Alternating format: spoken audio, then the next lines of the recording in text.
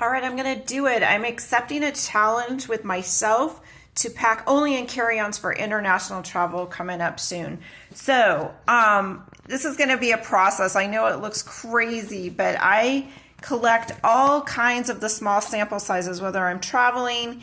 And I also a shout out to Ipsy.com. It's a subscription bag, and they send you travel sizes every month in products that you like to use, whether it's hand cream, mascara, and it's fun to try new stuff too. So just a quick shout out, but today I got to figure out shampoo because I definitely know that that's important. So since I can only take a little baggie with 3 ounces for getting out of the USA, I have to look at sizes. So like this container is a 3-ounce size. I can fill it up with my favorite shampoo. That's why I save a lot of empty, so I'm not always rebuying containers.